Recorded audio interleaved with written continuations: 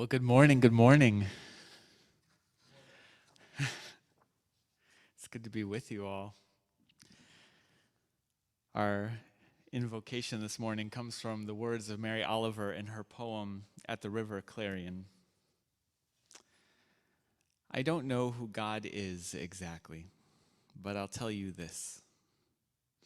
I was sitting in the river named Clarion on a water-splashed stone, and all afternoon I listened to the voices of the river talking. Whenever the water struck a stone, it had something to say, and the water itself, and even the mosses trailing under the water. And slowly, very slowly, it became clear to me what they were saying. Said the river, I am a part of holiness. And I too, said the stone.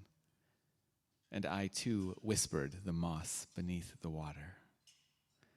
I'd been to the river before a few times. Don't blame the river that nothing happens quickly. You don't hear such voices in an hour or a day. You don't hear them at all if selfhood has stuffed your ears. And it's difficult to hear anything anyway through all the traffic and the ambition. In that spirit of listening to the water, listening to the earth beneath our feet, our opening hymn is Put Your Roots Down. It goes like this. Put your roots down, put your feet on the ground. You can hear what she says if you listen. Put your roots down, put your feet on the ground. You can hear what she says if you listen. 'Cause the sound of the river as it moves across the stones is the same sound as the blood in your body as it moves across your bones. Put your roots down, put your feet on the ground. You can hear what she says if you listen. Put your roots down, put your feet on the ground. You can hear what she says if you listen. 'Cause the sound of the river as it moves across the stones, it's the same sound as the blood in your body as it moves across your bones. Put your roots down, put your feet on the ground. You can hear what she says if you listen.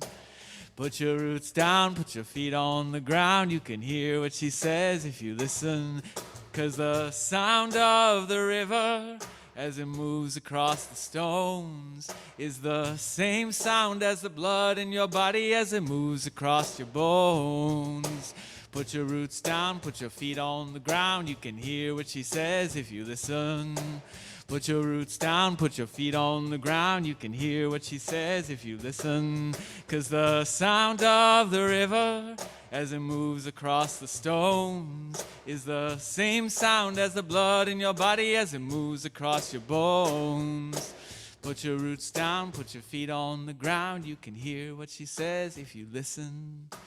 Put your roots down, put your feet on the ground. You can hear what she says if you listen.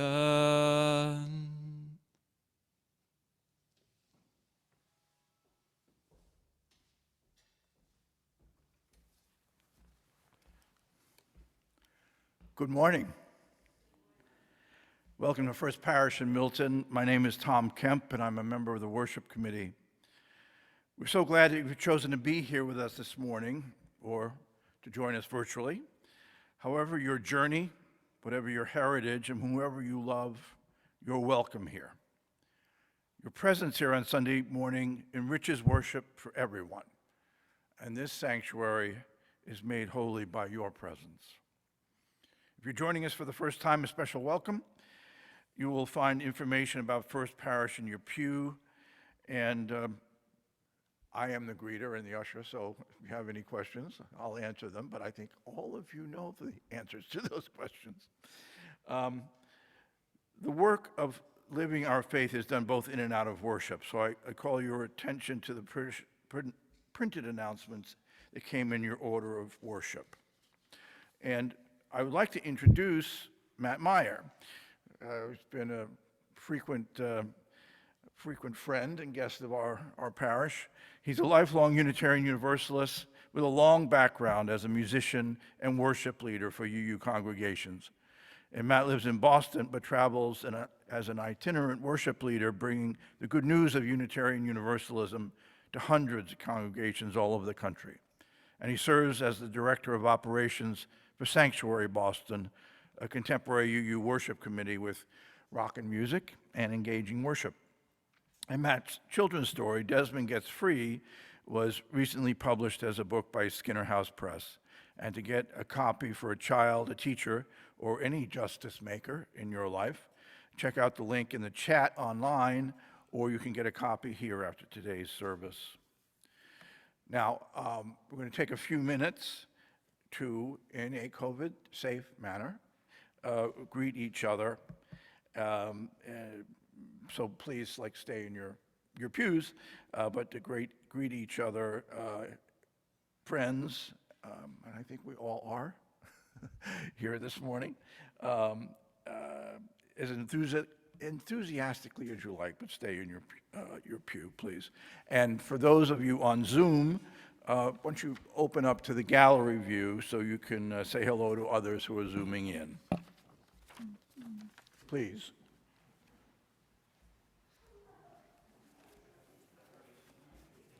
Good morning. Good morning. Good to see everyone. Good to see everyone. Merry Christmas. Debbie, how warm is it there? I don't even know. I think it's like 80 or something. As we enter into worship, Just showing off. please take a moment to make sure your cell phones are silenced. I'm down in the Turks and Caicos, but I still really want to be part of you guys too. Now so is the I'm moment here. He's starting when we again, can guys. focus Time to on mute. being here. When we can let go of our worries, our thoughts, our lists. When we can choose to connect with ourselves. When we can choose to connect with the divine. When we can choose to just be present. Now, each Sunday, we light our chalice as a reminder that even in an increasingly unpredictable and dangerous world, the flame continues to shine. A corner of warmth and awareness where we, the members of this faith community, can find comfort, support, and connection to one another.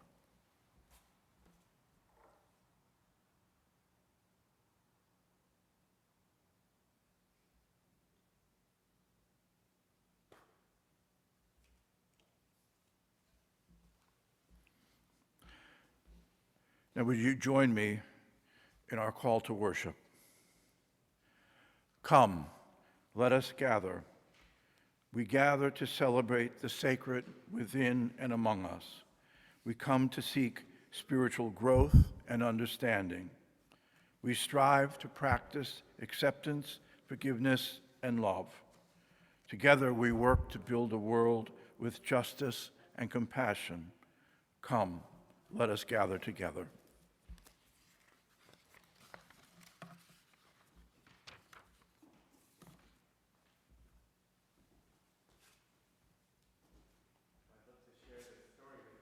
Called Desmond Gets Free. Now, Desmond the mouse lived in the most beautiful meadow in all the land.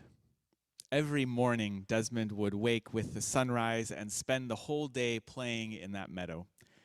And every evening, he would go to sleep in the middle of that meadow under the beautiful starry sky. One night, though, Desmond awoke to find that it was still dark out. So he tried to roll over, get more comfortable, and go back to sleep. But something wasn't right. He could barely move, and his tail was throbbing with pain. Reaching behind him, he felt that there was some sort of huge boulder that seemed to have fallen in the middle of the meadow just on his tail. He tried pushing on this giant boulder to get loose, and he tried tugging on his tail to get free. And he tried pushing and tugging and tugging and pushing, but it was no use. He was stuck. When he was just about out of breath, though, he saw a giraffe passing by through the meadow. Good news, he thought. "Oh, giraffe," he called out, "it seems that some sort of boulder has fallen just on my tail in the middle of the meadow. If you could use your powerful legs to nudge it just a few inches in the other direction, I could go free." Well, the giraffe laughed at Desmond the way giraffes do. "You silly mouse," it said. "That's no boulder that's fallen on your tail. That's an elephant that has fallen asleep on your tail in the middle of the meadow." Well, good news, thought Desmond. If you could just gently wake the elephant and ask him to roll over just a few inches in the other direction, that should be easy enough. Then I could go free. "I don't know about that," said the giraffe. "Surely you know what they say about letting sleeping elephants lie. I find it's best not to get involved in other animals' business. I find it's best to remain neutral in times like this." "Well," said Desmond, "I do not appreciate your neutrality." The giraffe wandered off, leaving Desmond alone again. So he tried calling out as loud as he could to wake the elephant, but his little mouse voice was just too far away from those giant elephant ears at the way other end of that giant elephant body. Again, he tried pushing with all of his strength, and he tried tugging with all of his might, and he tried shouting and pushing and tugging and tugging and pushing and shouting over and over again, until at last he was exhausted, and when he had just about given up, he saw a gazelle pass by through the meadow. "Oh, gazelle," he called out, "it seems that this elephant has fallen asleep just on my tail in the middle of the meadow. If you could gently wake him up and ask him to roll over just a few inches in the other direction, I could go free." "I don't know about that," said the gazelle. "Surely you know what they say about letting sleeping elephants lie. I find it's best not to get involved in other animals' business. I find it's best to remain neutral in times like this." The gazelle wandered off, leaving Desmond alone, who said, almost to himself this time, "I do not appreciate your neutrality." One final time, Desmond tried shouting with all of his voice. He tried pushing with all of his strength and tugging with all of his might, and shouting and pushing and tugging and tugging and pushing and shouting. And when he had just about given up for the last time, he saw another animal pass by through the grass. This time it was another mouse. And when he called out, the mouse ran over and said, "My name is Nelson. What seems to be the problem?" Well, no sooner had Desmond explained the situation than Nelson ran as fast as he could all the way to the other end of that giant elephant body. And he called up to those giant elephant ears, "Excuse me. It seems you've fallen asleep on my friend's tail in the middle of the meadow. If you could roll over just a few inches in the other direction, he could go free."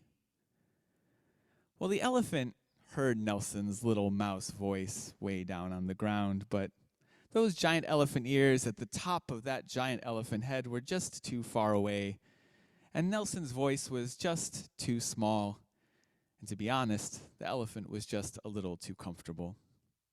He didn't budge. So Nelson thought about it, and he ran back to Desmond, and he said, "I think I have an idea. Don't move." And he ran off into the grasses, leaving a confused look on Desmond's face. And just when Desmond was starting to get worried again, Nelson emerged back through the grass. But this time he wasn't alone. He had found 3 other mouse friends, and each of them had found another 3 mouse friends to help out. The whole group of them ran all the way to the other end of that giant elephant body. And one mouse climbed up on another mouse's shoulders, and another mouse climbed up on her shoulders. So they had formed a whole mouse ladder all the way up the back of that giant elephant head. At last, Nelson climbed up the shoulders of his friends. At last, he stood right at the opening of that giant elephant ear, and he shouted with all of his voice, "Excuse me! It seems you've fallen asleep on my friend's tail in the middle of the meadow. Roll over just a few inches so he can get free." And the elephant said, and then rolled over just a few inches in the other direction. Nelson and his friends climbed back down, and they met up with Desmond, who was free, finally, and the whole group of them spent the rest of that beautiful day playing in the meadow together. Archbishop Desmond Tutu has said, if you are neutral in situations of injustice, you have already chosen the side of the oppressor. He said, if an elephant is standing on the tail of a mouse will never appreciate your neutrality. Archbishop Tutu died yesterday at 90 years old. I just saw this morning. But he was an inspiration to me in his beautiful writing, and even more so than his words and his preaching and his writing, in the way that he lived his life. A life of love, but a fierce love that always said no to injustice, that took action for justice. He believed in a God that he said that took sides with the orphan, with the widow, and with the oppressed. A God who takes sides, he said. And as Unitarian Universalists, we may or may not believe in a God or a God who takes sides, but we do covenant to imagine a world of justice and equity and compassion, and we've agreed together to try and build that world, which means making a world very different from the one we see around us today. And so together, we find ways to take sides for justice and for equity and for compassion, and it means that together we build communities that side with love. May it be so. I invite you to take a deep breath, to be present in this sacred space, this space made sacred by your presence. Wherever you are, those of you joining us online as well, take a moment to put your feet on the ground and breathe deep, to be present in your body wherever you are. And let's be together in shared stillness and silence.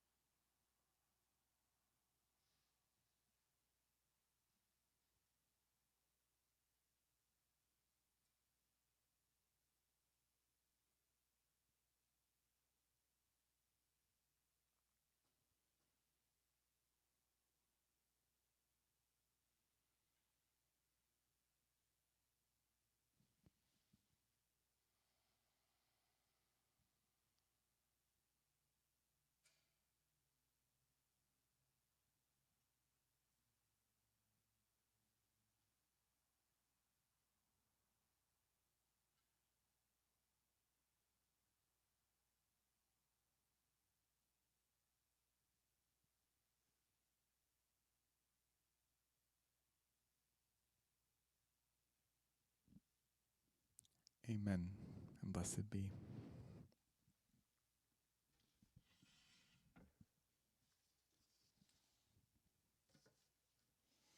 In this holiday season, I've been spending a lot of time at home. To be honest, in this last year and a half, I've been spending a lot of time at home and thinking about what it means to make a home out of a house, to make a home wherever we are, to find some stability amidst the instability of our times. So that's a little of what our service is about today. And in the spirit of making home, we offer this reading, an excerpt of 250 Things Every Architect Should Know, written by Michael Sorkin, a professor of architecture at City College in New York. Do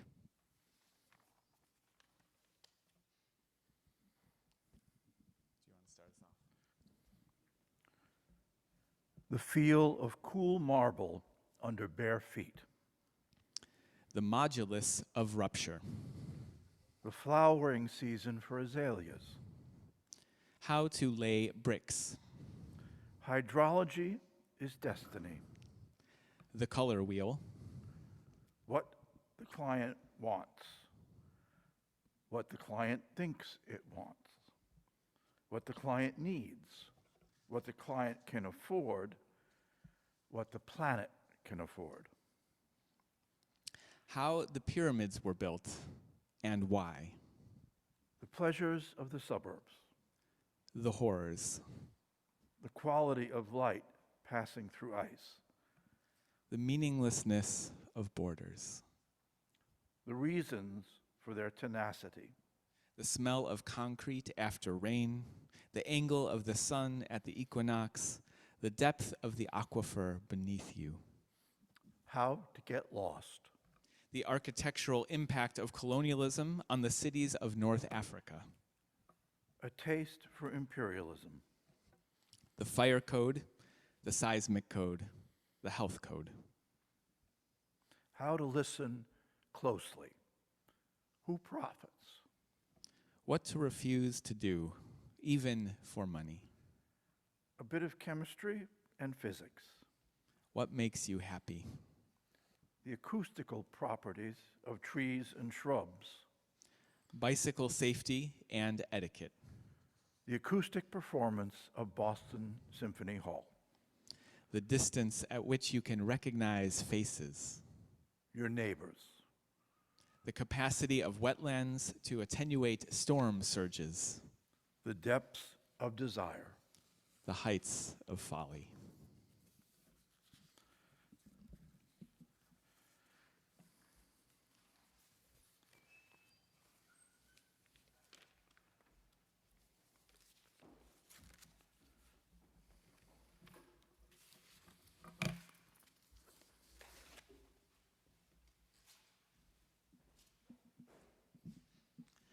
Tom mentioned that I work and worship with the Sanctuary Boston, a community of vibrant worship and real connection. And one of the things I sometimes say about Sanctuary is that our music director there, Mark David, and our band are really good at making hymns sound like pop music and pop music sound like hymns. And one of the reasons that the radio plays more pop music than hymns is they have better choruses to sing along to. So for our next hymn, we're going to add a simple chorus that you can sing along to. I invite you to rise in body or spirit. This is hymn number 298 in your gray hymnal. We're going to sing verses 1, 3, and 5. Please rise in body or spirit. And the chorus goes like this. Oh, oh, let's try that. Oh, oh, one more time. Oh,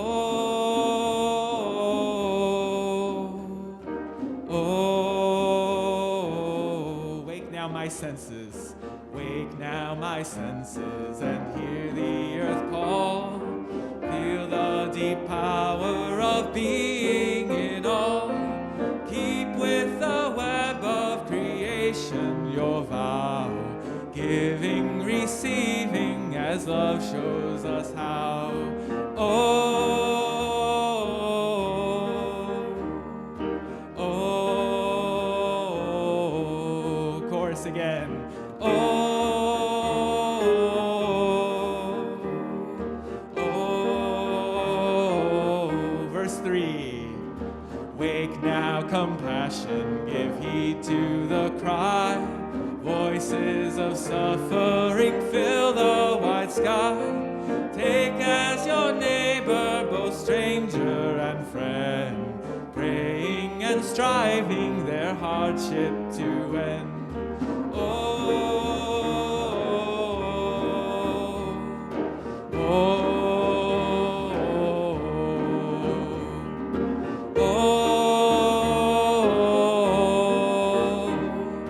oh, verse 5. Wake now my vision of ministry clear. Brighten my pathway with radiance here. Mingle my calling with all who will share. Work toward a planet transformed by our care. Oh, oh, oh, oh, one more time. Oh,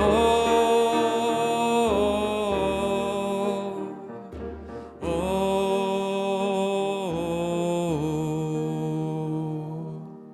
Nice. Let's take a deep breath. You may be seated as you exhale.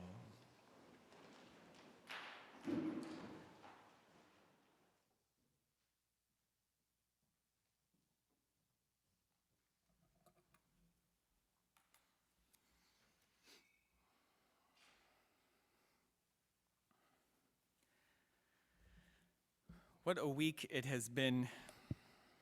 If you're like me, perhaps you've changed your plans this week, in the last 24 hours, in the last 7 days, over the course of the month, over the course of the last year and a half. Things have been constantly changing, and in the midst of it all, I've spent a lot of time stuck at home, finding stability and constancy amidst the whirlwind of the news and the headlines and the environmental chaos around us and a raging pandemic. I've been thinking about homes I've lived in over the years, particularly those on the water. I've made my home by 3 different rivers. As a child, my extended family spent some time every summer at a little cabin in Minnesota on the St. Croix River, the border of Minnesota and Wisconsin. Now, we've always called this cabin of wood and stone the lake house. The river is wide there, but it is no lake.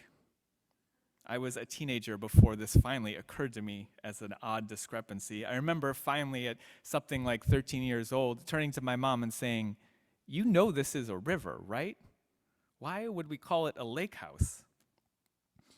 She explained to me, and I have since Googled it, that the geologists tell us that it was a lake long ago, an ancient lake thousands of years ago before the river ran over it.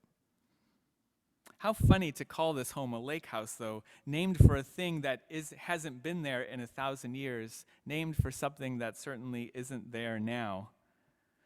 Learning of the ancient lake beneath the St. Croix River, I felt like my mind grew 3 sizes that day.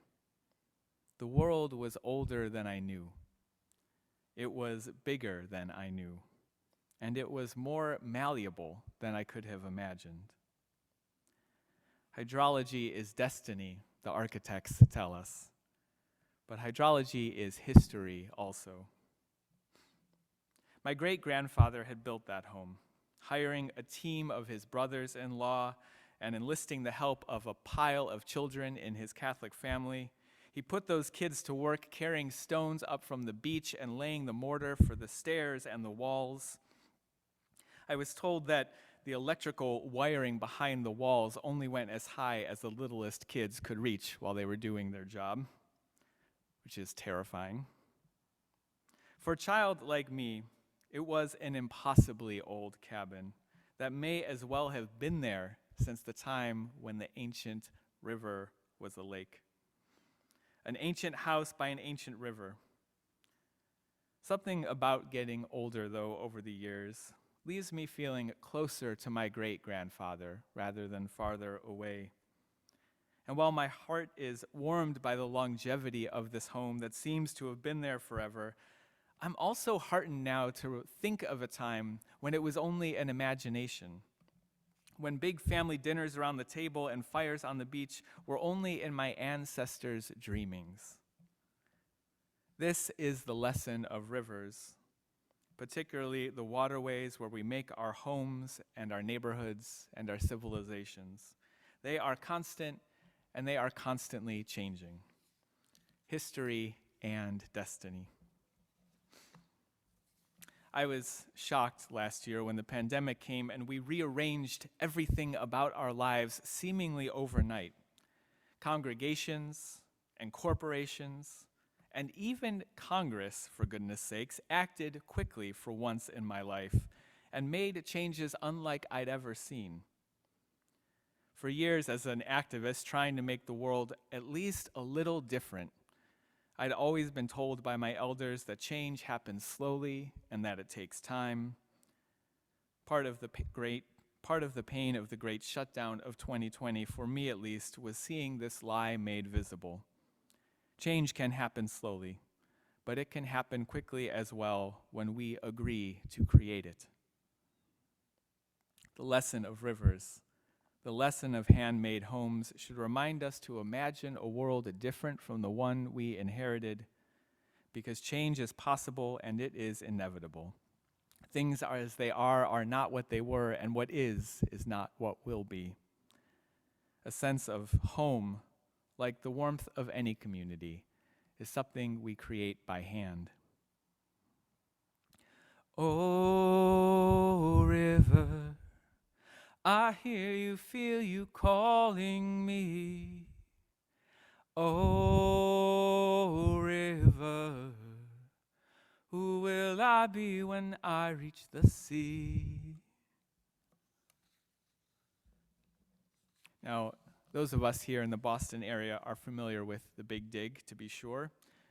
But I come from a region shaped by something called the Big Ditch. I grew up by the city of Chicago, and the city of Chicago grew up at the intersection of Lake Michigan and the Chicago River. But in the late 1800s, when the city was booming and totally transformed by the Industrial Revolution, the Chicago River became so thoroughly polluted that during the Great Chicago Fire, the water itself caught fire. This is not a good sign.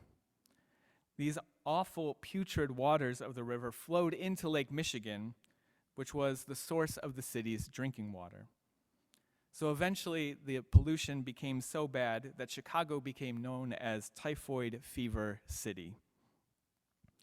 The city needed to do something, and so they embarked on this huge engineering project to address a dire situation. They called it the Big Ditch. They dug a canal that reversed the flow of the entire Chicago River, and our river has run backwards ever since. For 130 years now, the river has flowed from Lake Michigan rather than feeding it.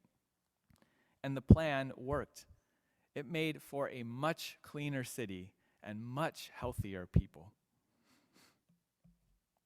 Growing up near the Chicago River, though, I never knew how different it had once been. I knew, of course, that the tall buildings of the beautiful skyline were made by human hands. But those same hands, the labor of architects and engineers and everyday workers, hundreds of them, thousands of them, shaped the water as well.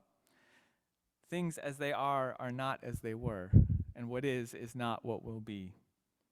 The river had shaped the city, and then the city in turn shaped the river, just as we are all shaped by our surroundings and consequently shape the world around us.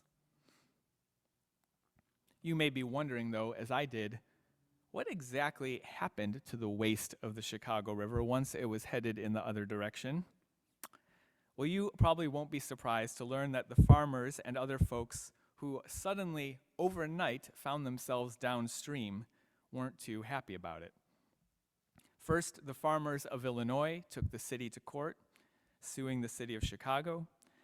Then the entire city of St. Louis took Chicago to court, and then the entire state of Michigan, one by one, each after another after another. How perfectly American to deal with waste by sending it downstream to someone else. The poet Wendell Berry is a farmer who has a special way with words, and he once summed up the great religious traditions of the world in his own environmental way by saying, "Do unto those downstream as you would have those upstream do unto you." The wisdom of architects tells us that borders are meaningless, and the wisdom of the rivers confirms this. Rivers are conclusive evidence of the meaninglessness of borders. So is pollution, so are viruses, for that matter. Anyone with a 6th grade science education who's learned the basics of the water cycle knows this truth, that we all live downstream from each other, and we all live upstream from each other. Why is it that so many of the same people who deny climate change also deny the gravity of a global pandemic? It's because they are both evidence against the ideology of rugged individualism. They are both evidence against the myth of our separateness, evidence against the lie that we can draw lines in the sand and divide up the interdependent web of existence, evidence that we can pass policies along made-up borders and pretend like we don't have an effect on one another, It turns out that sending sewage west instead of east is no magic. It is not transfiguration. It is only delay. It is only sickness afar instead of sickness near. Finding my way, finding my way, finding my way, finding my way, finding my way, finding my way back home. Finding my way, finding my way, finding my way, finding my way, finding my way, finding my way back home. When I left the region of the backwards Chicago River, I came to Boston for college. Now, Boston has been so shaped by the water around it that there was a time when Washington Street was the only way to get into the city. And before it was Washington Street, it was a walking path that was submerged at high tide. The Back Bay, South Bay, Chinatown, Financial District, Seaport District, Thompson Island, Logan Airport, and nearly half of Charlestown were all once water. And the Back Bay, where I lived when I first came to Boston as a student, was shaped with particular dedication to this cause. Trains arrived in the Back Bay dumping 3,500 railroad cars full of gravel into the bay every day for 50 years to create the Back Bay where I eventually lived on dry land. The city of Boston, like most of our cities, is made up. The whole thing is made up. The laws and the policies and the police, certainly, the boundaries and the borders, the zoning and the transit and the parks and the shorelines, certainly, were all imagined by people, and they were made with our hands, the good and the bad of it. None of it is natural, and none of it was inevitable. This means we can imagine something different for the future, and we can pass it downstream to the next generation. These are the three stories of my homes. Along a river that flows over a lake, near the river that flows backwards, and sitting on top of a river filled with gravel. 2021, as we look back on this year, has been a year of water. Massachusetts had our wettest July in history, with flooding all over the place, while at the same time, 90% of the West was facing drought, adding to record-breaking wildfires. Our country is drowning, and our country is on fire at the same time. None of it is natural, and none of it was inevitable. It doesn't have to be like this. But this is the lesson of rivers and the lesson of handmade homes, that we can remember to imagine a different world than the one we inherited. Even the things that seem most permanent are constantly in motion, which is also certainly the lesson of this year. The pandemic, like increasing hurricanes and increasing droughts and fire, is a reminder of our beautiful and terrible interdependence. That we can't draw made-up lines in the natural world and call them borders and pretend that we don't have an effect on one another. We can't poison the air and the water and overheat our planet and hope that clever engineering will send them downstream to someone else. We are bound up together. We all live downstream from each other. So let's envision an interconnected world that is loving and just and healthy and thriving. Let's imagine a more beautiful home together and make it by hand. Let's imagine more equity and more justice and make it real. Let's imagine a world without borders and make it real. Let's imagine cities and civilizations that thrive along the rivers and the waterways that bind us together. Do unto those downstream as you would have those upstream do unto you.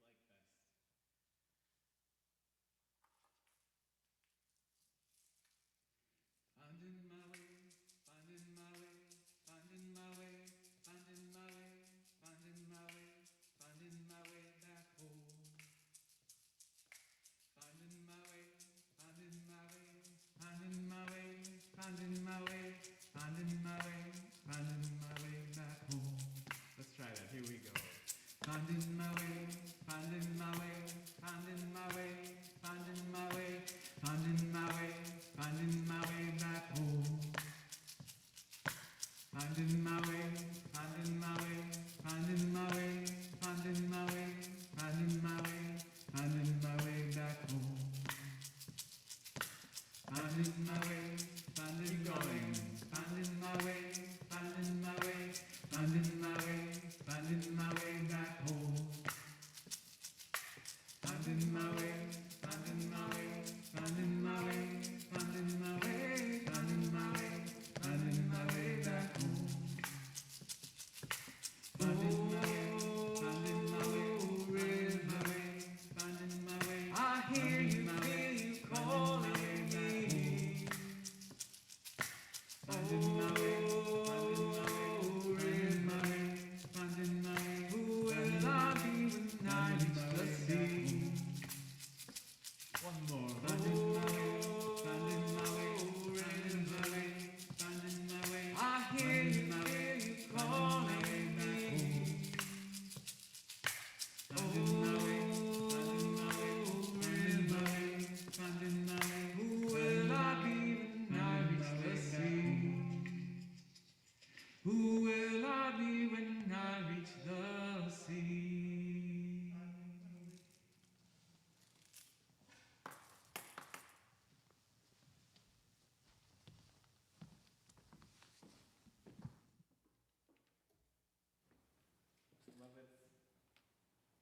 Let's take another breath together.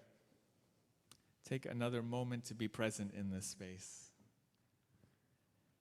Wherever you are, there is nowhere else you need to be for now, at least. There is nothing on the to-do list to be done for now, at least, but to breathe deep. Let's join together in a spirit of prayer.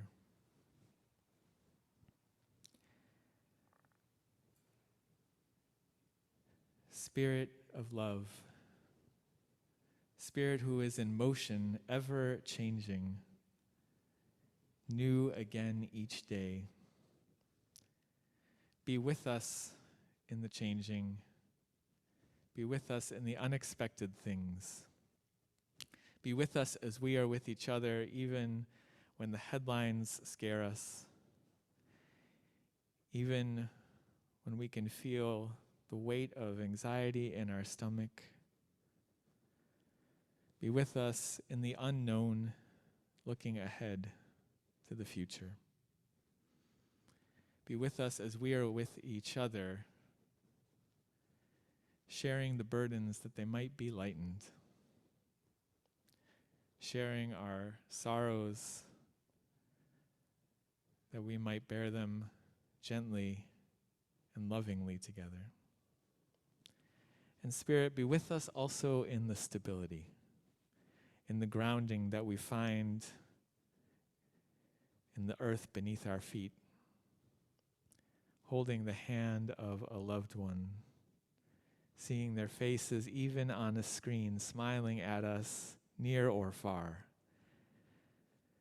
Spirit of love, be with us as we are with each other in love, connecting even across the distance, creating home even amidst the uncertainty, imagining a more beautiful world in the unknowns ahead. Love, be with us as we are with each other in all of it, in the joys and the sorrows, in the griefs and the gratitudes, in the uncertainty and in the celebrations. Be with us as we are with each other in love. May it be so, and amen.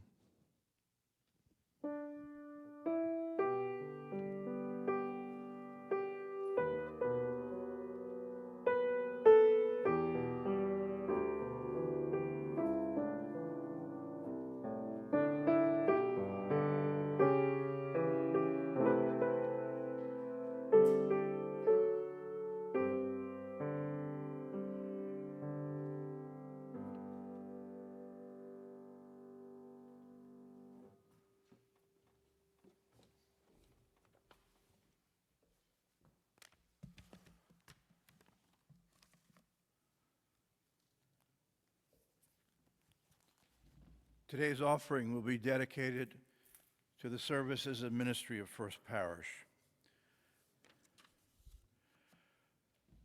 Here's how to give. You simply text 617-539-7576.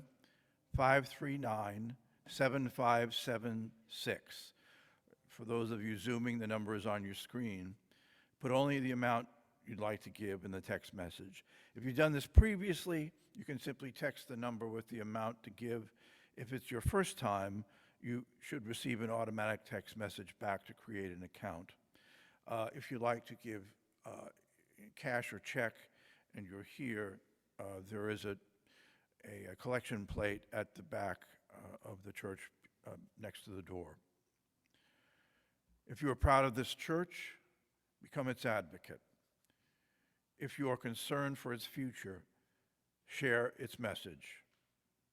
We welcome all to build a just and healthy world with faith, love, and compassion.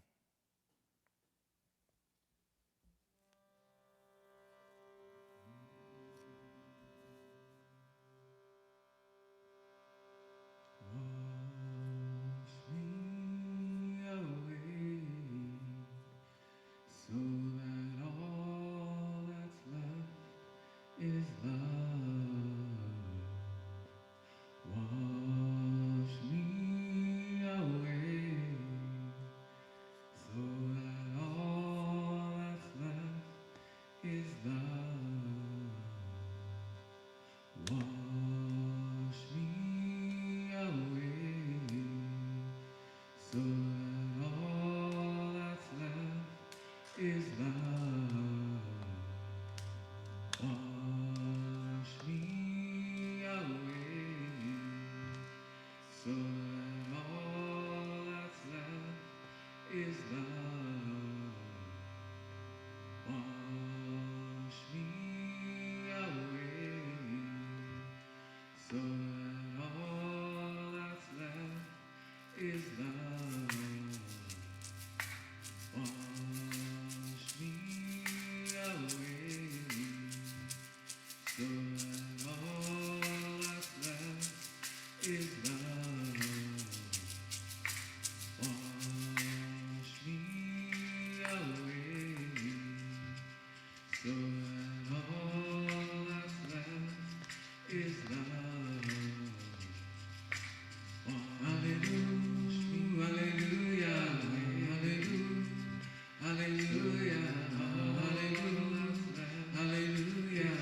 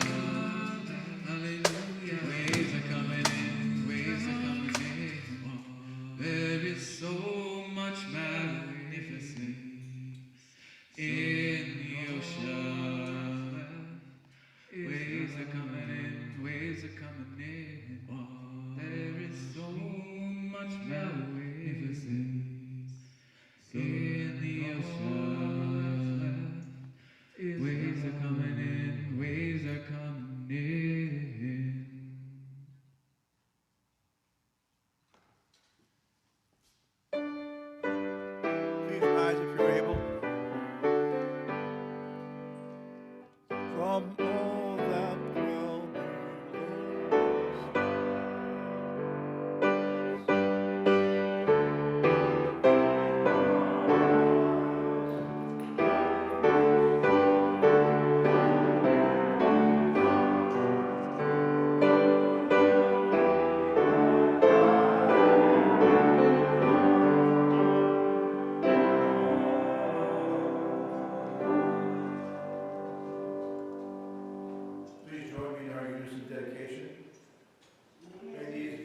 transformed into strength for this faith community, into comfort, food, and shelter for those in need, and may we be transformed by generosity.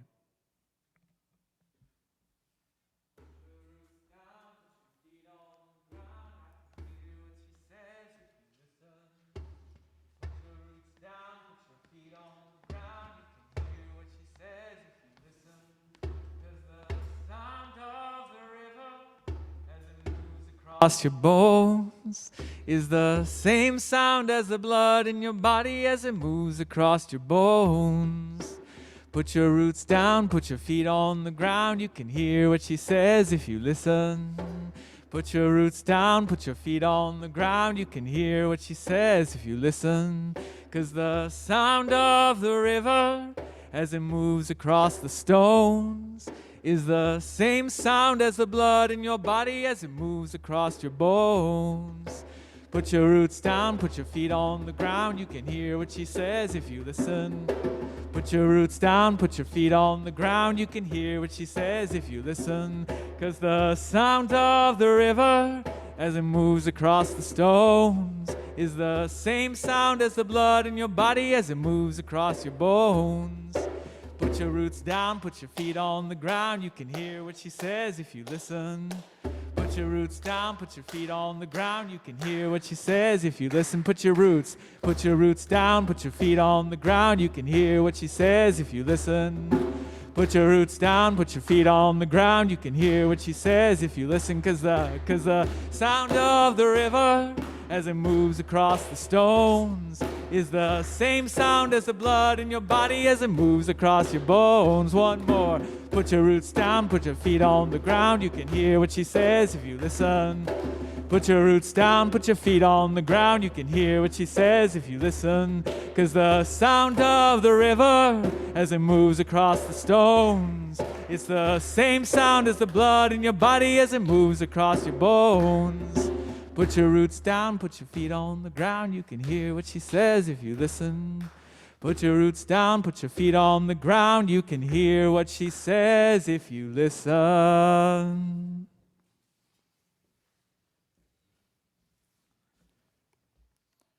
Our benediction for this month. Joy is within us. When our spirits sag from the weight of the world, may the power of our connection lighten our way.